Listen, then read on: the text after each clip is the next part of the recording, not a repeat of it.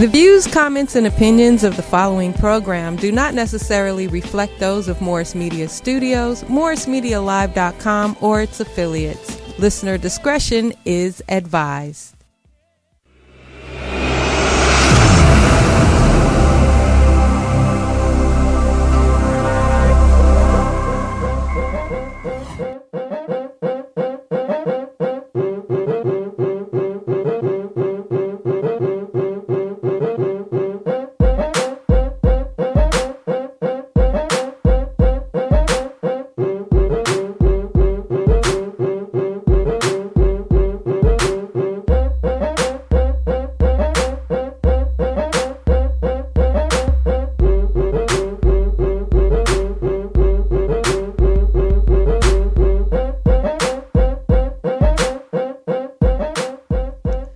Assalamu alaikum. Peace be unto you. I'm Sister Charlene Muhammad. Welcome to Liberated Sisters, recording right here live at Morris Media Studios. Our guest today, a beautiful, intelligent, my superhero, retired LAPD Sergeant Cheryl Dorsey, is going to break down why we just don't get justice from this system when we talk about the rogue police killings of black, brown men, women, and children. We're going to be talking about policing the black community, but first, the Justice Report.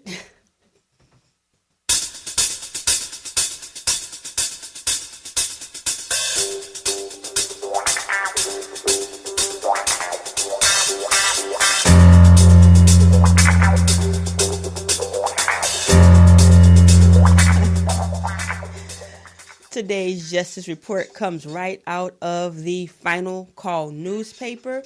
We're talking about the NFL still striking at the NFL.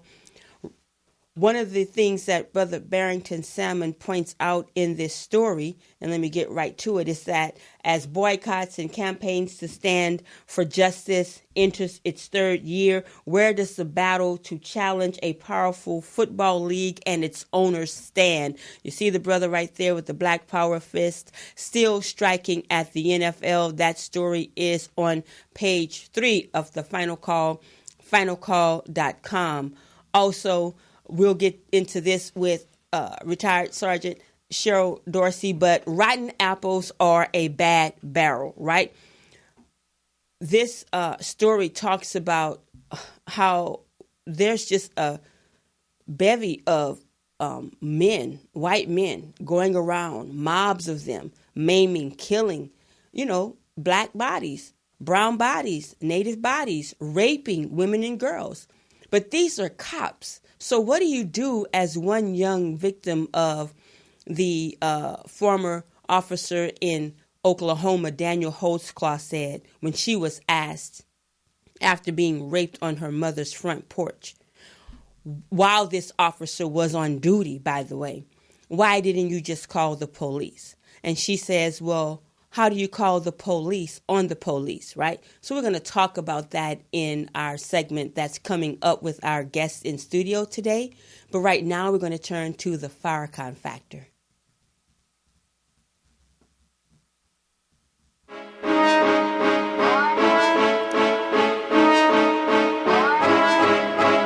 I was told to deliver this message.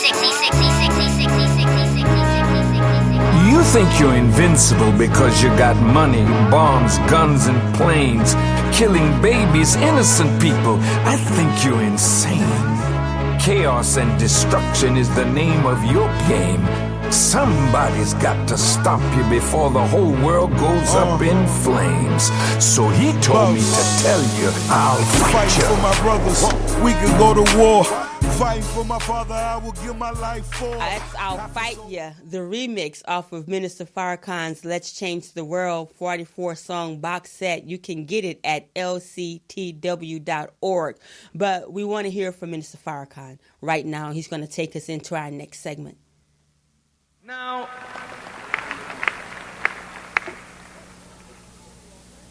what happened in Los Angeles is not new or strange. The beating of Rodney King is an everyday event in black folks' lives in some city in America, even as I speak. Some black body is being crushed under the weight of blows by a police department that seeks to be judge, jury, and executioner over somebody who is suspected of a crime.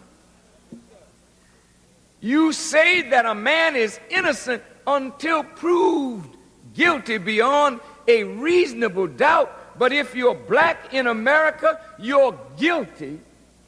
When they put their hands on you, you're guilty. They don't bring you before a judge to adjudicate the matter. They judge you there with the stick, with the gun, with naked brutality and the misuse of their authority. My appeal to those of you in authority is that you do justice while justice is in your hands to do. Because in a few moments from now, it won't be in your hands anymore. And when that happens, that will be a very hard day for those in authority, no matter what color we are. When God's Spirit moves among the people, and the people say, enough is enough, and too much is too much, and they determine to rise against unjust authority, then the end of that authority has come.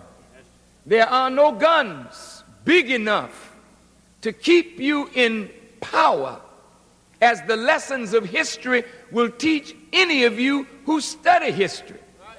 When your time has come, when your evil outweighs your good, to the point that the God of righteousness becomes angry over your evil that you are dishing out to poor and defenseless people, and he decides to take up the cause of the poor, then your days are numbered. And as Daniel read the handwriting on the wall written in blood, he will say your kingdom has been weighed in the balance and has been found wanting. America has such handwriting now on the wall. That's Minister Farrakhan leading the way into our next segment with our guest, Cheryl Dorsey. But before I say that, I just want to make an announcement so that we don't break into the show later with this important information. I want our sister to be able to get as much of her knowledge, wisdom, and understanding that she has about what we're up against and why we really need to look to those who are and have been in law enforcement that know what's happening for assistance. I mean, our people that's been on the force, right? That can decode what we're experiencing. But I want to say before I continue that there is a Save the Apheba Center event coming up on September 14th, this Saturday at the Apheba Center right at Crenshaw and Slauson. And according to Jabari Jumani, Brother Jabari is executive director there, it has been served a 30-day notice by the city of Los Angeles under 8th Council District Councilmember Marquise Harris Dawson. I've reached out to Brother Marquise, but my timing is very short, so hopefully before we come on again, either on Saturday or Friday on Radio Justice or Saturday at KPFK, we can have information from Councilmember Marquise to balance out and find out what's going on from their perspective. But I'm told that they've been served the 30-day notice. We know the Apheba Center, it's our talking drum. We're down there. Whenever the community needs something, Brother Jabari is there for us and the Apheba Center.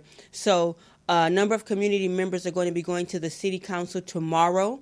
They're meeting at the Apheba Center at 8 a.m., and they're caravanning downtown to the council meeting to show support. And so I want to announce that, as well as we have found Brother Eddie Muhammad. One of our seniors was missing. He had walked away. He's experiencing Alzheimer's, and we did find him at Centinela Hospital. So thank you, everyone involved in that in any way. Lastly, the Bahamas. Hashtag, yeah, that's Brother Eddie found. Thank you, sister. Hashtag help the Bahamas. Reports are that in what is being called eco-apartheid, Bahamians were denied entry and are being denied entry into the U.S. after Hurricane Dorian. And so there's reports on commondreams.org. The final call is getting ready to come out with a report, I'm more than sure, in the upcoming weeks. And also there's the Young Turks and others are reporting about this. I saw this morning. And so we want to just pray for those there and as well as those that are trying to get over for help, okay? So thank you for allowing me that. And now I want to turn and let you just see and hear this brilliant mind that we have. I love her so much, and I'm so grateful for her coming to Liberated Sisters again, but first time at Morris Media Studios, retired LAPD Sergeant, author, advocate, activist. She has a podcast, Sergeant Dorsey Speaks, Cheryl Ford Dorsey. Greetings, sister. Greetings. Thanks for having me. Yeah, absolutely. Thanks for being on. I'm missing something. It's a long bio, right? But I'm missing something because there's a show, CNN commentator. She's a widely sought after commentator in national cable media, but also, God forgive me, sister, but the show that you did, it's a show about you, a TV program about you. I'm going to find it. Not really sure there's a program about me, but I've been in several. Or you were one, I think you were one of the characters based off you, or certainly an expert for it. But I'm going to find it because I owe it to you. But I was so happy when I saw that, and okay. Beatrice and I talked about it a lot. But enough of that. Enough of what I'm saying. I'll find it for you. It's only right. But I just want you to know how much she's doing based off her experience. So before we get into these rogue police, tell us about yourself. So I'm a retired 20-year veteran sergeant of the Los Angeles Police Department. I joined LAPD in 1980 when the department was under a consent decree to hire more women and minorities. And so, I'll just kind of jump right in and say that here on the Los Angeles Police Department, folks who look like me, our time has come and gone. It's unfortunate, but the Los Angeles Police Department is predominantly Hispanic now. And as we get further into the show, you'll probably hear me say more than once that change is going to come from the inside. And so I encourage folks, and I know this drives some crazy, to get on the job, right? You need to be on that police department because, listen, there's an FBI report out right now that says KKK is infiltrating, right? Wow. And so we need to infiltrate, right? That's right. We need to get on that department and we need to be in a position to help from the inside. Certainly I was able to do that during my 20-year career. When I came on, the big thing was sitting people on the curb, sitting black men on the curb as a way of making sure the officer feels safe is what the code speak was, right? Mm-hmm. But really, I feel it was a way to demean. And so when you work with me, when you work with me as my probationary officer, when you're one of my subordinates as a supervisor, we don't sit people on the curb. That's right. Little things like that, may not make or seem like a big deal, but for that person on that day who may for the first time have ever encountered the police, to have somebody say, sir, I'm going to treat you with dignity and respect. Yeah. I'm going to take you to jail because you committed a crime, but I'm going to allow you to go with your dignity. It's something that you can only do from the inside. Yeah. So. Yeah. Thank you for that. See, that's a breadth history right there. And the show actually is, she was featured in crime series Corrupt Crimes, It Takes a Killer, and upcoming at that time, Motive to Murder. So thank you for your intro. And the way she came to be here today is I wrote the article that's in the final call, one of the national stories on rogue police. And, she just broke down some of the language out of what we're hearing coming out of the Eric Garner case. We see that the officer, Daniel Pantaleo, has been fired, but it was after 5 years. She's shared with us in the final call, how did it get to that point? But one thing I think I want to talk about is start out by saying we see the minister's clip 92 when we saw here LA go up in a powder keg. And the beatings are worse the situations are becoming worse and worse, and the governmental response, the responsible parties' responses, they're barely being slapped on the wrist. So how do we get further down the line, and in my opinion and observation, in a worse position than with Rodney King? Well, I think part of the problem is that there's no accountability, right? And so unless you do something, you being head of a police department, a police chief, a police commissioner, or a sheriff, do something to deter that bad behavior. Unless there's accountability, then why would an officer do anything different? Why would they change that bad behavior? And we see time and time again officers getting a slap on the wrist. We see very few convictions. And if there is a conviction, a lot of times the final sentence is very minimal. And so that's got to change. One of the things that I talk about for sure that I think would be a significant change is to the police officer's Bill of Rights. And what that does is that allows an officer to be shielded in terms of liability, particularly financial liability. I believe that if a police officer who's found guilty of using deadly force as a first resort rather than a last resort is required to pay, I'll just say 1% of a $6.4 million settlement, right? Which is what the Garner family got. That would break an officer's back. If they knew that the taxpayers weren't going to have to shoulder the burden of a civil lawsuit, if they knew that their police chief wasn't going to minimize and mitigate that behavior, maybe that might give an officer pause. Absolutely. We see them settle and settle and settle, and nothing changes. I saw through my social media timeline this morning, remember the cop that busted up the pool party with some of the white neighbors in this southern Texas town? Eric Casebolt. Oh, yes. McKinney, Texas. Yes. We laughed and we like that white sock cop, but what he did was no laughing matter, and he had got on that little sister's back. Her settlement was $148,000.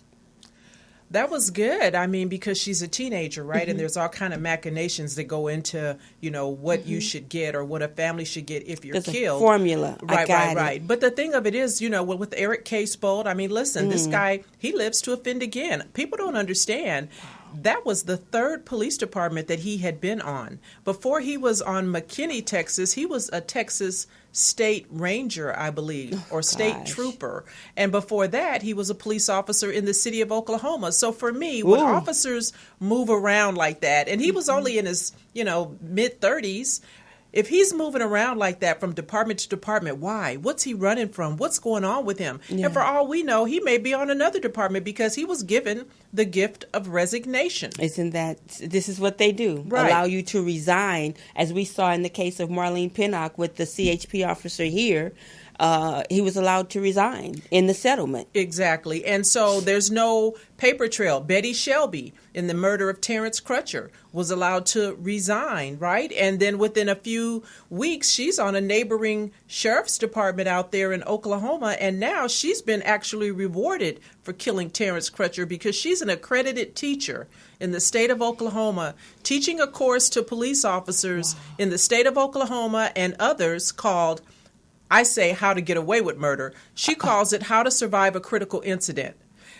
Are you kidding me? Oh, my God. Are you kidding me? You kill a man in cold blood. We see that without justification. And now you are rewarded with teaching others how to kill us. Yeah. It's offensive. It really is. I did not know that. You see why we need her here and often?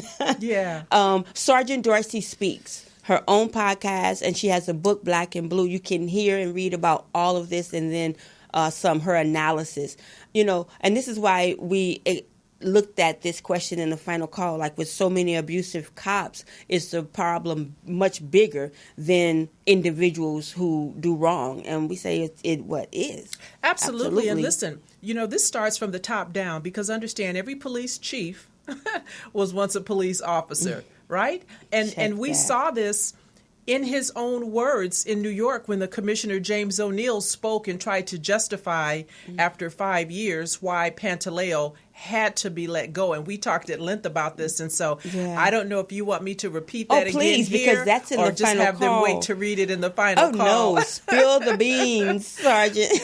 So, I was really listening, with my supervisory ear as I was listening to the police commissioner in New York about Pantaleo. And he said, he was speaking to his officers for sure. He wasn't really talking to the public, although it was a public press event. He was talking to the troops. Right. And he was speaking what I call code talk. And he says, Pantaleo was ineffective. And what people don't understand is the reason that Pantaleo can no longer serve on the NYPD because he's ineffective is because he lied. Not because he choked Eric Garner to death, not because he used a prohibited chokehold, but because he lied about it to an internal affairs investigator. And so, listen, O'Neill didn't just find this out back on the 29th of August when he let him go. Right. He knew this 5 years ago, and Pantaleo has been sitting on a desk somewhere earning, I read, $93,000 a year. Disgraceful. Getting overtime. I don't know how you do that on the desk, but nonetheless, for 5 years. And we saw them wait until the statute told with regards to any civil rights investigation. Wait us out. On the anniversary of 5 years, in the middle of the day, A.G. Barr came out and just put this thing to bed because he really could have just waited until midnight and it would have died of its own weight. It was at the 5-year statute. But he wanted to make sure we understood. He wanted to stick his finger in the eye of the Garner family and say, you know what, we're not going to investigate this over at DOJ. Wow. And so Pantaleo was not the only person there when Eric Garner died, although he was the one who choked him to death. Wouldn't everybody that was there be ineffective? Exactly. Wouldn't Sergeant Kizzy Adonis, the black female supervisor who stood by and watched Eric Garner be choked with a prohibited chokehold, be ineffective? Yeah. And so the fact that they had to let him go because of him lying translates to, if I don't let him go, if his name appears on any other police report, summons, any kind of an arrest report, a good defense attorney will get that report and they will go to a judge and say, my client's case should be thrown out of court because this officer is a proven and demonstrated liar. You cannot be a police officer if you can't go to court, raise your hand, and testify under the penalty of perjury about facts. Once you are labeled a liar, you are ineffective. Had nothing to do with the chokehold. This is something else. Sister Beatrice, thank you. Sister Beatrice, BT and Uncle Bobby, which is getting ready for the Love Not Blood campaign's annual convention coming up in September in Vegas. She said, teach hard. Families United, I take it that's Family United for Justice, stopped her from speaking at an event. She thought she was going to teach Murdering Black People 101. So apparently, yes, Beatrice, I see this is the cop that she's speaking about. But I wanted to make sure, who she was talking about. Some of the things, and feel free to discuss any and everything, not only, what you talked about in the final call. You have no restriction. I want you to really get your position out so people can know, as we talked about. Like you said, some people don't like it, but we understand the sentiment, F the police, but if we work from the inside, here's the thing, though. They have to be like Cheryl Dorsey because, we can go in, right? Tell me if I'm wrong. You've experienced this. Let me know. People can go in gung-ho. I'm going to not necessarily change it by myself, but work and do the right thing. Right. Like just to do the right thing as a black cop. Right. You got to really have a backbone because we have tremendous numbers of them. Absolutely. So what happens? Tell us what happens to a good black brother or sister when they go on the force. So listen, be clear. There's an indoctrination process. When I came on, and I know it's a little bit different now because it's not quite as rigid in terms of the training at the academy, but it was very quasi-military. Now, I was never in the military, but I was told and believe it to be true based on my training that, they try to break you down to build you back up like the military, right? They want you to think a certain way. They want you to, we're family. We all bleed blue, which is something I never bled, right? Come on. And so there's a way for you to do that job and be effective. Like I said, you can arrest the bad doers because there's a place for police in this environment. people who are committing crime need to be off the street. But even in taking them off the street, you can do that and allow them to have their dignity. Mm-hmm. And so when I came on the department, I didn't have any real expectation other than I just needed a good paying job with some benefits and a pension at the end of 20 years is what enticed me. Come on. I was a mother. You know, I was a Black woman before I came on the LAPD, and I know that there are obstacles that they put in our way. You know, we joke back in the day, they used to ask how many bubbles in a bar of soap, right? You know, to keep you from getting on. Right. But listen, if we don't apply, we don't get on. And here in LA, I don't believe this police chief, Michael Moore, has any appetite for recruiting people that look like me. Just last weekend, I participated in the Empowerment Summit put on by KJLH. Yeah, the Black Men's Empowerment Summit. And I said during my panel discussion, you know, if Michael Moore was sincere about really wanting to do something in terms of recruiting Blacks for the department, wouldn't that have been a great opportunity to have a booth, have officers there recruiting, talking to, encouraging, mentoring folks? If you really wanted people that look like me on the LAPD, there are 2 Black women high ranking on the LAPD. There's a deputy chief by the name of Regina Scott. Wow. There is a commander by the name of Beverly Lewis. Both of these women have over 30 years on the job. And so what I, talked about in my very first podcast, Sergeant Dorsey Speaks, check it out, is that how did these 2 heifers stay on the job for 30 years, get promoted to the rank that they are, and not ask the question, should they ever leave their hallowed halls, where are the people who look like me? The reason that didn't happen is because Regina Scott was promoted from an IT position. She was dealing with computers for a commander, as a commander for 5 years before she became, commander before she became the deputy chief.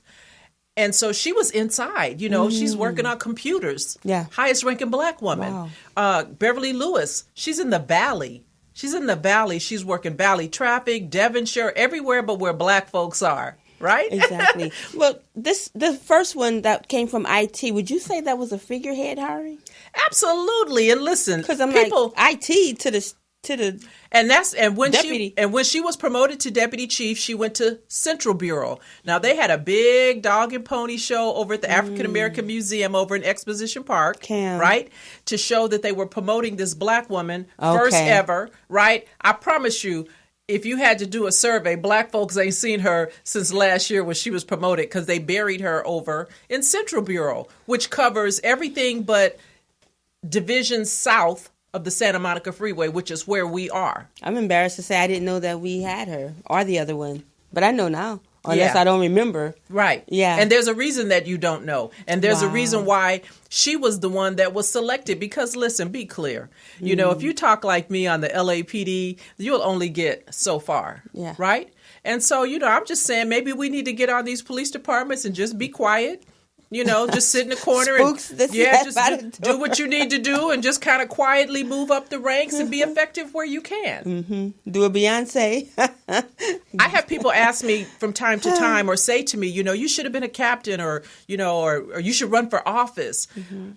My position was this on the LAPD, and because I spent my 20 years in patrol, I believe this to be true. Patrol is the backbone of any police department. And I believe that I was most effective.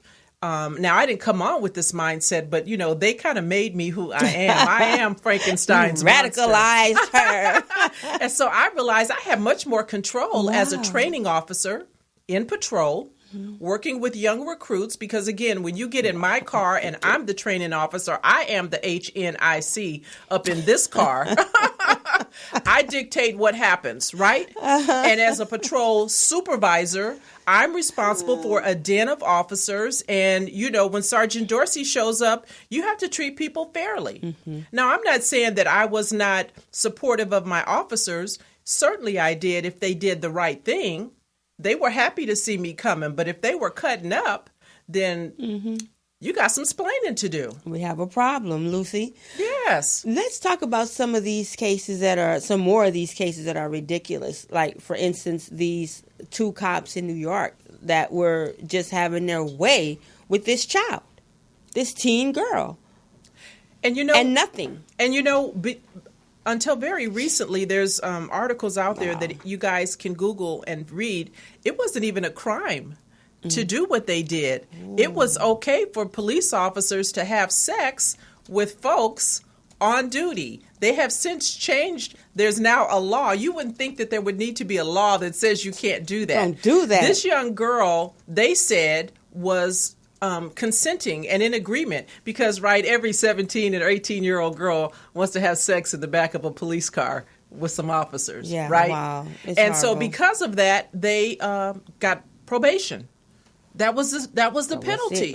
And listen, that's not the only one I have here, because I just heard within the last day or two, there's a former police officer over on the Chattanooga Police Department, a brother. So, we could take race out of this, because I think what police officers do are those who are drunk with power. And it really has nothing to do with the ethnicity. It has to do with, will that department cover you? Will they shield you? And so there's a brother over in, now see, the problem with sometimes we forget that we're black, and then, you do some stupid stuff and they remind you. Brothers. They remind you, we family. Wink. Yeah, sort of, kind of. Yeah. So brother man over in Chattanooga, Desmond Logan is his name, 33 years old. He just admitted to raping not one, not two, but 3 women who were in his custody. God. And so because of that, now he is facing some very serious jeopardy, facing some criminal time. They'll probably do to brother man what they did to Mohammed Noor over in Philadelphia. In Minnesota, right, who got involved in that deadly shooting. Yeah. Logan is going to find out what happens when you're a brother and you rape people. You don't get the homie hookup. You don't. And so you're a baby Daniel Holtzclaw, speaking of the cop in Oklahoma that raped women, and one of the girls was 17 at the time, got convicted, serving over 200 years, right? But he appealed that. But and there's a billboard saying, what if he is innocent, or what if he didn't do it? That brother's not doing that, but he shouldn't do that. Right. You're wrong. Go down with the rest. And I don't really want to hear about how hard the black man has it. That's not what we're talking about here. You're an officer, and you shouldn't have done that, brother. Exactly. But, I think it's like a chilling effect. And I think when you see these 2 detectives over on the NYPD who get probation, does that kind of wink, wink, nod, nod to the others that should you 2 get involved in sex on duty, that you can walk away with probation? You lose your job, but you don't go to jail. Again, another high-ranking official over in Marlin, Texas, a police chief by the name of Nathan Sodick, was recently investigated for sexual assault of a woman that he had encountered. She had some issues, and he coerced her into having sex under the guise of, I won't take you in. Exactly. Right? And so this young woman finally came forward, and they investigated, and they found out that last year in April or May, this was true. He had sex with her in his vehicle. So when they went to serve a search warrant to arrest him, he committed suicide. He committed suicide. So, these are not isolated incidents. We're starting to hear more of these things because women are starting to come forward, even though they feel like they won't be believed. That's right. But they are still coming forward, and they're running the risk of being ridiculed and talked about and told that you wanted it or you did something to deserve this. Yeah. And every now and again, we see an officer lose his job, maybe go to jail. And in this case, this guy took the coward's way out, and he just ate his gun. Popped himself off. Yeah. Well, look, if that's what you're going to be doing, then maybe that's what you should have done. But look, in Daniel Holtzclaw case, right, he was just having his way, just running rampant with our sisters. And that was the thing. Using, according to reports, illegal, databases, confidential databases, illegally, to find out if there was something on these women and girls, and not only women but men. When we were down there, we uncovered some really crazy things, and I want to give a shout out to Oklahoma Artists for Justice, Student Minister Terry Muhammad, Brother Terrell, Student Minister Abdul Halim in Houston, and all of you down there that took care of that situation, and the sisters. Daniel Holtzclaw was using that database, but also he had taken one woman out to a field. She said she just knew she was going to get killed. But he was answering calls regarding vulnerable people that had nothing to do with him across town. He came on a situation where the officers were in the home handling this brother who had a mental illness, right? So they asked him, what was he doing there? And he said, I got it. The brother, an adult black male who has mental challenges, said, you want to go in the car now? You want to go in the car now? And they were not understanding what he was saying, but he had been molesting and raping this man in the car, allegedly. Wow. I got to tell you that. But the people down there talked very emphatically about that at a circle round table that attorney Benjamin Crump offered me a seat at, and they told the stories. Well, it sounds like, he was a predator, and he was preying on people who are very vulnerable. And this is what rogue cops do, whether it's sexual assault, whether it's physical abuse, whether it starts off just with rudeness and being a little aggressive with folks. And they kind of, in my opinion, push the envelope to see how much they get away with. What will the department tolerate, right? Which is a lot. And then once they realize, well, if I could do that, maybe I could do this. And of course, because great deference is given to what a police officer says, if you have a criminal history, if you are have in your history maybe some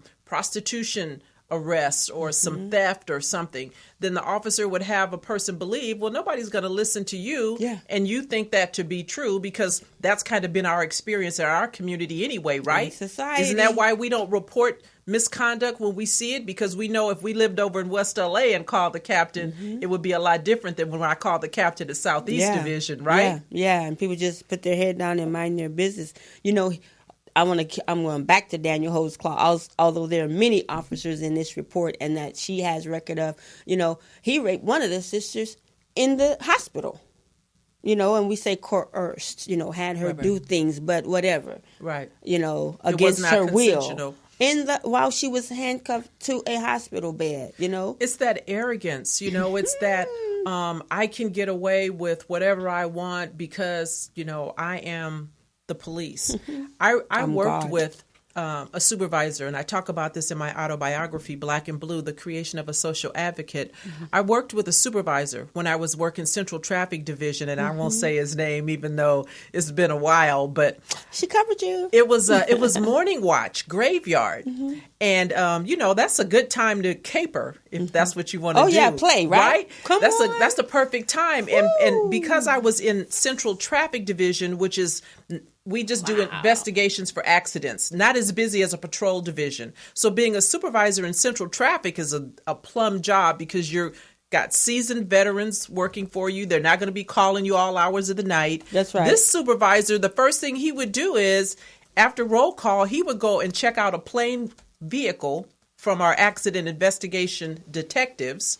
He would go over there, get one of their plane cars, get it, and then he would go down to the hotels where some of the trans people lived on Skid Row. And he had one person that he just had. This person was like his He was mate. a sugar daddy. He just would show up at night and shine the flashlight from his car on the window, and that was the signal for this person to come down. And the person was okay with it for a little while, maybe because they were being compensated or something. And eventually they had gotten tired of him. And so it wasn't until they reported this and they were able to figure out how he was accomplishing it, because he should have been in a black and white marked vehicle supervising us. Wow. He's out handling his personal business. Gallivanting. Wow. And this was back in, when dinosaurs roamed the earth.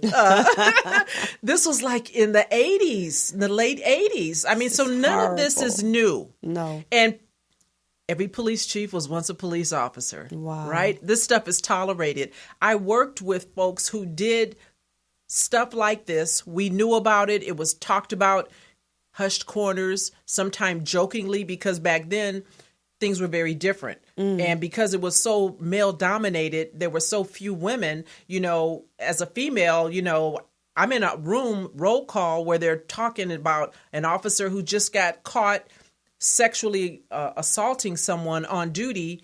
And, they even made a little dance. It was called I can't say his name, Johnson Shuffle. I'll say that, because he was assaulting this female and he got caught on duty. Wow. And so they would walk down the hall doing the Johnson Shuffle, as he was, grabbing her breast is what they were imitating. This is horrible. This is watch commander. This is supervisors knowing this, laughing about it. Everybody's having a good time. Yeah. Yuck, yuck. Yeah. So how do you change that behavior? Yeah. It's the culture. Got to get rid of it. Got to just wipe it out and start over. We need to separate. Now, let me say what's really real. Separate. And there's a process for that. So don't get scared. Like we're going to be like, everybody going white, everybody going black. It's not like that.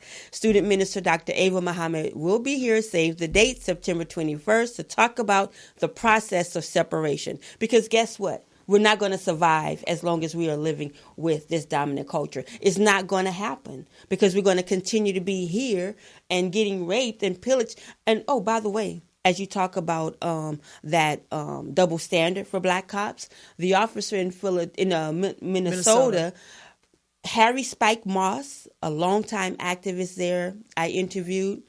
And I asked him about that case. And one thing he brought out, I said, how could that happen? What happened there? He said the white cop told what happened there that made sense and it jived. However, they worked on him. They meaning his superiors worked on him until they got him to court and was able to ask him, would you do that?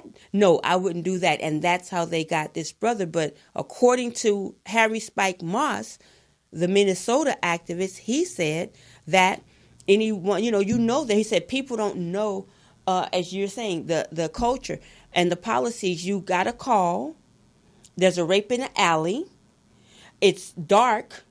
So you're thinking it's a setup. You have your gun on your lap as officers, right? And he said the woman, according to Spike Moss, reportedly banged on the back of the hood and then jumped to the window and the cop fired. And he fired across his partner.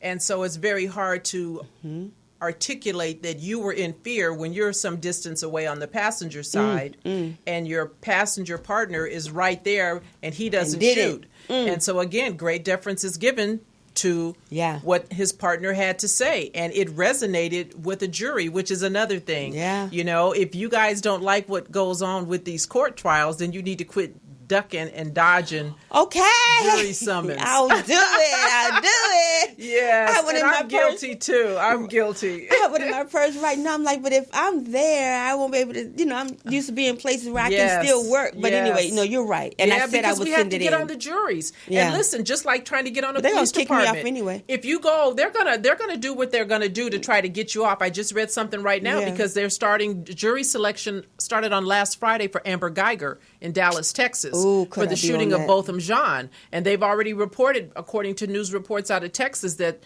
the DA as well as the defense attorney have agreed to, number one, not mention the fact that she's been fired, so they don't want the jury to know that. And then they're not going to allow anyone to get on the jury who is either pro-police, is what they, or pro-black or right, had put first to say. I'm telling you, don't lose your mind. Amber Guy are going to be found guilty. Oh no! Yeah, I'm with you. Listen. At all, you're seeing because and Sister Beatrice, she's on the thread. Hey, she said separate eyes. She's in the show. As we saw in this movie, the Oscar granted Miss Wanda's baby boy. The judge, it's what. As Spike Moss said in the story, we're going to win. We're going to get justice. We have the videotape. We have the call. We have the transcript. We have the witness. We have everything. And you walk out of court traumatized. It's because they use the language. They use the law. And you're taking them to court to their brother, who is not going to prosecute them and send their baby and their brother's son away. And so he took the gun enhancement off of Measurely and gave him a slap on the wrist. And, let me say this about Amber Geiger and this coming trial, because I am just so bothered by this. And I have been saying it on my podcast. I say it on my YouTube channel, Sergeant Dorsey Speaks. And I want people to know this. I want people, part of why I do what I do is because I want to give folks the words to know to ask the kind of questions that I think should be asked and answered. With regards to Amber Geiger, now, I believe, because I know that this was a thing, and this is not unique to LAPD, but police officers, sometimes are given discounted rent if you live in an apartment complex, if you agree to be security, right? So if something goes on in the complex, you agree to have them call you 24/7 to come and tell your neighbors to turn the radio down or whatever. Oh, I right? see. And so I do believe that Amber Geiger was working as security for that complex. I believe because there was a report early on that Botham Jean had been on the phone with his girlfriend, and he said somebody came to the door and accused him of having marijuana emitting from his apartment. Wow. I believe that day that the security, the people in the office, leasing office, told Amber Geiger, hey, we got this situation going on. I believe when she got off work, she stayed in her uniform, right? And she went home and she knocked on the door initially to have a conversation about whatever it was that leasing office wanted her to discuss with Botham Jean. I believe that if she was security, she was able to use a pass key as a security for the complex to get in, because it's been reported that these doors were something like a slam shut. So there's no way that you could open the door and leave it open. When you open it, it's going to close. And so I think that she was working off-duty security, and she went there in uniform, because if I came to your house right now in uniform, you're not going to question whether or not I'm still the police. I could be retired, right? I'm just gonna show up. What you want? And if I say a thing, most people are going to honor whatever it is that I'm saying to you, I'm asking you to do. So I believe on the 911 call that was out there very early on, and I recorded it on my phone, so I still have it.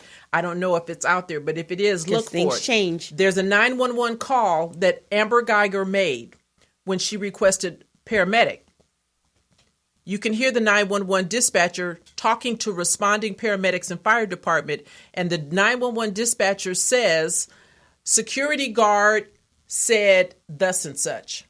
I believe in the excitement of what was going on, Amber Geiger said to the 911 dispatcher, yeah, I'm security. Because that's who she is. And she hadn't really thought about it until afterwards that, oh, shoot, I shouldn't have said I'm security. Wow. But that's who she was. She was security showing up to do a thing, and it went sideways. And then who allows a person to break a lease and move out 2 days later? Well, They never searched her apartment. They had 5 warrants.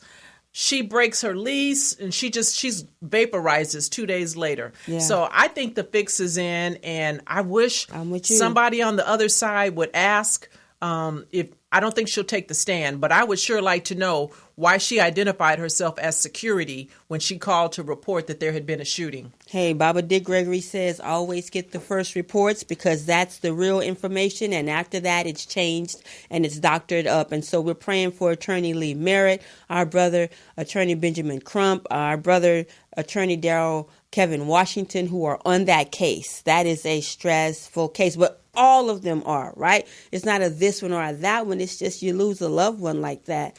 You know, there was something else we talked about. Of course, Pantaleo, you broke that down. We talked about Measurely. We could just go on and on and on and on about the failures in the police departments.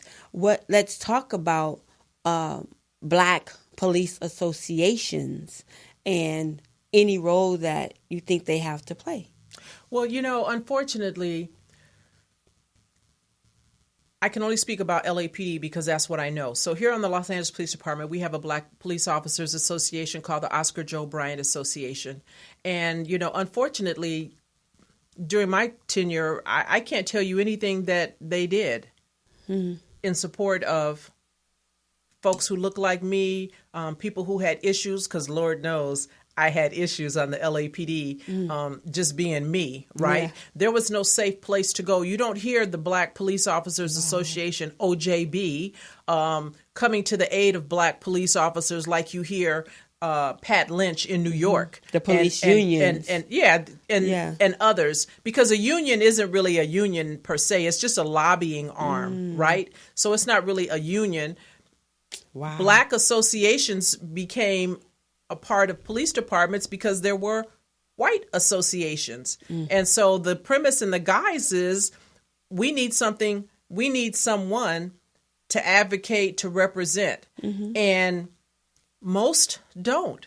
Most go along to get along, because if you speak too much or you say too much, you'll get pulled out of that coveted assignment. You won't any longer have Monday through Friday weekends off, because now you're going to be working graveyard somewhere, and a police lieutenant who's your watch commander or captain can justify the deployment need and say, well, it's not personal. It's not because you said this. It's not because you did this. We just need to have more officers working from 11 at night to 7 in the morning, and you're it, sir. And don't you caper. And don't caper, because we're going to get you for the caper.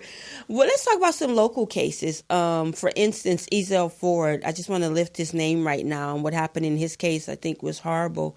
You know, of course, the city settled with his parents, his family. But we saw the witness in that case, Leroy Hill, may he rest in peace, was killed.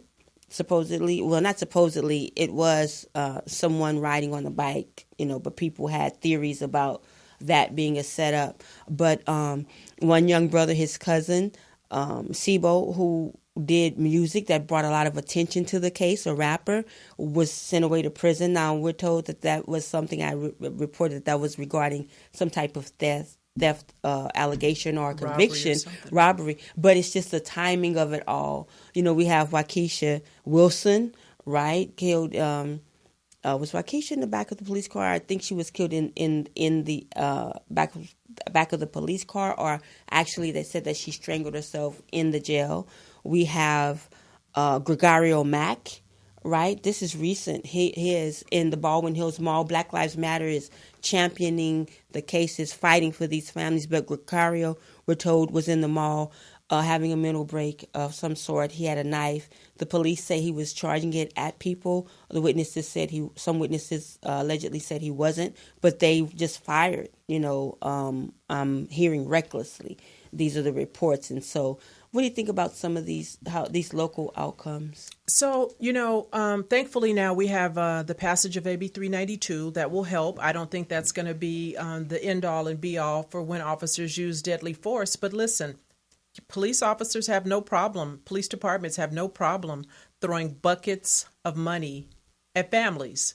And because, you know, there's the 48-hour rule, which means after 48 hours, we forget and we move on. The family is left to deal with the aftermath. And not much changes. We know in the case of Ezell Ford that our Independent Civilian Review Board, the Police Commission, which I think is important, but they don't have any real teeth. No teeth. Right? They make a recommendation, and Charlie Beck said, thank you, when they said we have issue with this shooting, this use of force. But nonetheless, the police chief has final say. It's his fiefdom. He has total autonomy over discipline. What kind of discipline, if there's discipline at all? And so, again, unless and until there's accountability, why would a police officer do anything different? Those officers that shot and killed Ezell Ford are still on the job. Still on the job. They can shoot and kill somebody else who they see who looks suspicious to them. And there'll be no repercussion. You fit the look. I remember when we went down and we interviewed right in the aftermath Sibo and Leroy Hill. They talked about the first firing officer that, according to these brothers, they told the final call at that time that there was a problem with that cop before he shot Ezell, days before, that they had always patrolled that neighborhood, that they were very nice. But he said that before the cop was patrolling, and they were all under the tree. The homies were under the tree, sitting on crates, you know, just kicking back. And this cop came up, swooped on them, and pulled out, or attempted to pull out his weapon and fire on them, but he dropped his gun. And they, of course, laughed, ragged on him, but they ran. And then the next encounter, Ezell is dead. And he said they knew Ezell Ford. The people in that area, everyone, the cops, those cops knew that he was mental. They knew they would catch him walking, and they would just our way, and they would call his mom or bring him home, because they knew he wouldn't hurt anybody. He was such a gentle giant, they said. Right. So I just remember that. And, you know, I say all the time that, you know, because you live here and I work here, I'll see you every day. And I felt like there was some kind of history, just like there was history between the officers on the NYPD and Eric Garner. I work here, you live here, I see you every day. That's right.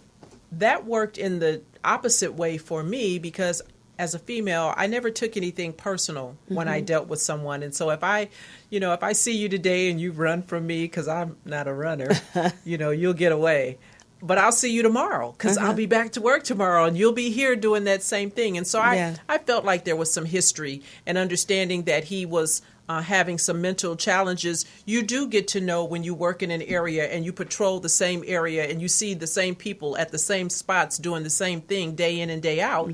But if you can't relate to them, if you can't look at them and think that could be my little brother, or that could be my son, much like the officer who shot in the back of the car with Philando Castile, didn't look in there and see that 4-year-old baby and think that could be my little sister or my child, right? If you can't relate to people, then it's easy to objectify them. That's right. And especially when you're talking about the KKK being recruited, right? So it's like the mission appears to, shoot down. There's no respect for Black life. Well, we have about another 4 minutes. I want to give you that so that you can share all that you want our listeners to know. Talk about your podcast. Just promote, because you're a treasure. And I want them to have as much access to you as possible. Well, I appreciate that. And so let me say, this is what I do, and I speak the way that I do because I really want to educate and inform others to know, number one, how to be safe, how to survive that police encounter. So if you are interested in hearing more about me, I have a speaking tour in addition to the autobiography where I do go into some of the skill sets that I think are helpful in keeping you alive in the event that you encounter an errant police officer. You can visit my website, www.sgtCherylDorsey.com. I have a YouTube channel, Sergeant SGT Dorsey Speaks, as well as a podcast. I'm on iHeart, iTunes, TuneIn, Spreaker, Spotify, Stitcher, Google Podcast. I'm everywhere you go for podcasts.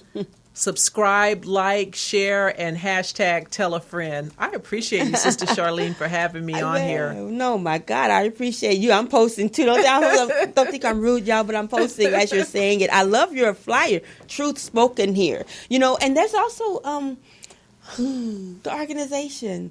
You're an advocate and you co-founded the organization? No, I didn't co-found, but there are several others because I tell people all the time I'm not alone. There are other police officers around the nation who speak like I do and look like me. Okay. And so we came together. Actually, the brother who started it, his name is Reddit Hudson. Okay. He's a former St. Louis police officer, and he was very vocal during the whole Mike Brown incident. And I came to know him because I would see him from time to time on MSNBC speaking out about that whole Ferguson situation. Ooh. And then we just kind of found some brothers over on the NYPD, and I got a sister girlfriend over in Philly. Her name is Rochelle Belial. That's right. Assalamu alaikum, and Rochelle Belial is actually about to be the first Black female sheriff in Philly. She ran on last year. She defeated the incumbent sheriff, and so she is slated in November, I believe, is the next election to be voted in. So big ups to my girl. She's strong. Rochelle Belial over in Philly. She's doing her thing. And so you gave me a chill with that. There's a whole bunch of us that do what I do, but we're just spread out. And, we try to be as loud and vocal as we can in our own little corners. And when time permits, we come together and let folks know that, yes, I'm not alone. That's right. I'm not alone. I'm telling you, my hairs on my arms stood up when you said Sister Rochelle's name. I had her in the article, but I had to save some space. But she's a very, very strong voice, much like yourself. Yes. So we're going to be all right. Yeah. We really will. I really appreciate you, Sister Cheryl, coming. Go to her sites. You will not be disappointed. And spread the message. When you see this dialogue about cops, it's not... We love some cops. We do, our former, right? But it's the rogue ones, we don't subscribe to them. But I don't. Liberated Sisters doesn't just blanket all officers, just like we don't just blanket all white people or blanket all people who are in so-called gangs. We just don't do that. But I just want to say that we have to figure this out and we have to police ourselves. So we have people like her who know where the body's buried, know where the facts and figures are, know where the details are that can help us as we separate. Then let's pull them and let's work as allies and get out of this system right here, because it's not for us. So I want to say thank you to you, sister, for coming, and you're welcome anytime. Please know that. Thank you. Liberated Sisters is your home, no matter what platform we're on. And so I want to just say thank you to Sister Felicia, the Poetess Morris, and also to let you know to go to the replay and spread the replay at morrismedialive.com.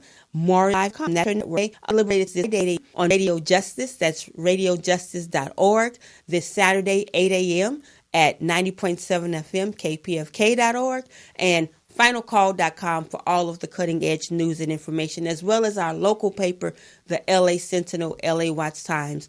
I'm Sister Charlene Muhammad saying if it's impacting our community or can uplift us as a people, let's talk about it. Peace.